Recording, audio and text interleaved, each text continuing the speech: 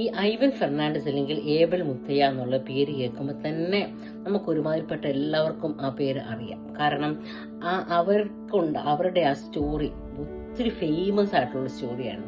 ഞാനും ആ 2012 അവരുടെ ഇൻസിഡന്റിന് ശേഷം ഞാനും എപ്പോഴും ഒരു ഓട്ട മത്സരം കാണുമ്പോൾ ഇവരെ ഓർക്കാറുണ്ട്.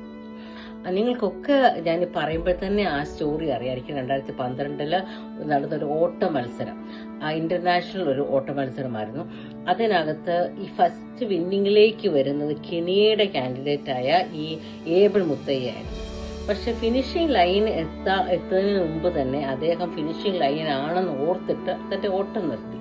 പുറകെ കുറച്ച് ദൂരെയാണ് ഈ സ്പാനിഷ് മേനായ ഈ ഐവൻ ഫെർണാണ്ടസ് ഓടി വരുന്നത്.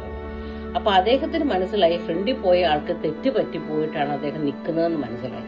പക്ഷെ ഐവനെ സംബന്ധിച്ചിടത്തോളം ഐവന് വേണമെങ്കിൽ ഓടി ഫിനിഷിംഗ് ലൈനിൽ എത്തി ഫസ്റ്റ് ആകാമായിരുന്നു. പക്ഷെ അദ്ദേഹം അത് ചെയ്യാതെ തന്നെ ഈ ഏബലിന്റെ പുറകിൽ പിടിച്ച് ഏബലിനെ ഉന്തിക്കൊണ്ടുപോയി ഫിനിഷിംഗ് ലൈനിൽ ഏബലിനെ ഫസ്റ്റ് അടുപ്പിക്കുന്ന ഒരു വീഡിയോ അന്നത്തെ ന്യൂസ് പേപ്പറിലും പിന്നെ കുറേ നാള് ഇങ്ങനെ ഒരുപാട് പേര് ഇദ്ദേഹത്തെ കുറിച്ച് ഇങ്ങനെ പറയുകയും വീഡിയോസും ഒക്കെ ഒത്തിരി പ്രാവശ്യം അതങ്ങനെ ഉണ്ടായിരുന്നു കേട്ടോ.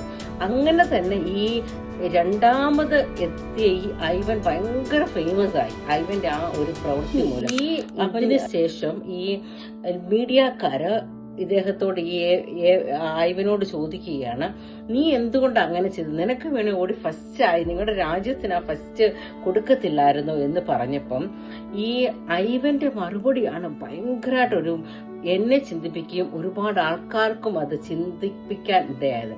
ഐവൻ ഇപ്രകാരമാണ് പറയുന്നത്, അവന്റെ മിസ്റ്റേക്ക് മൂലം അവന് കിട്ടാതിരിക്കുന്നത് ഞാൻ അത് എടുക്കുന്നതിൽ എന്താണ് അതിന് അർത്ഥമുള്ളത്? അതുകൂടാതെ തന്നെ ഞാൻ ആ ഒരു ഫസ്റ്റ് അങ്ങനെ എടുത്താൽ എന്റെ അമ്മയോട് ഞാൻ എന്ത് പറയും? കേട്ടോ, അവൻ പറഞ്ഞത് കേട്ടോ. പിന്നെ അവൻ പറയുകയാണ്, അങ്ങനെ ഞാൻ എടുക്കുന്ന ആ വിജയത്തിന് എന്ത് പ്രസക്തിയാണ് ഉള്ളത്?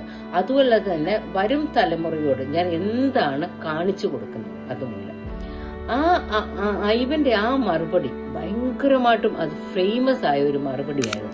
ഞാനും ഓർക്കാറുണ്ട്, എത്രയോ പേര് ഓടി, എത്രയോ പേര് നേടി, പക്ഷെ നമ്മൾ എത്ര പേര് ഓർത്തിരിക്കും? പക്ഷെ ഇന്നും ഈ ഐവൻ ചെയ്തത് മൂലം ആൾക്കാർ മറക്കുന്നില്ല. ഈ ലോക ജീവിതവും ഒരു ഓട്ടം തന്നെയല്ലേ? നമ്മളെല്ലാവരും ഓടുകയാണ് ഫിനിഷിംഗ് ലൈനിൽ എത്താനുള്ള ഓട്ടം. പക്ഷേ നമ്മളെക്കാൾ നമ്മുടെ മുമ്പിൽ എത്ര പൂർവ്വ ആൾക്കാരുണ്ടായിരുന്നു. നമ്മൾ എത്ര ആൾക്കാരെ ഓർക്കുന്നുണ്ട്. എന്നാൽ പെർഫെക്റ്റ് ആയിട്ട് ഫിനിഷ് ചെയ്ത ആൾക്കാരെ ആരും മറക്കാറില്ലല്ലേ?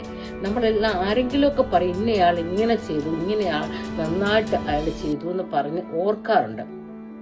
യഥാർത്ഥത്തില് ബൈബിളും അങ്ങനെ തന്നെയാണ് പറയുന്നത്. ബൈബിളിനകത്ത് ഹീബ്രൂസിനകത്ത് ഇങ്ങനൊരു 12-ാം അധ്യായത്തിൽ ഇപ്രകാരം പറയുന്നുണ്ട്, നമുക്ക് മുൻപിൽ വെച്ചിരിക്കുന്ന ഓട്ടം നമ്മൾ സ്ഥിരതയോടെ ഓടാനാണ്.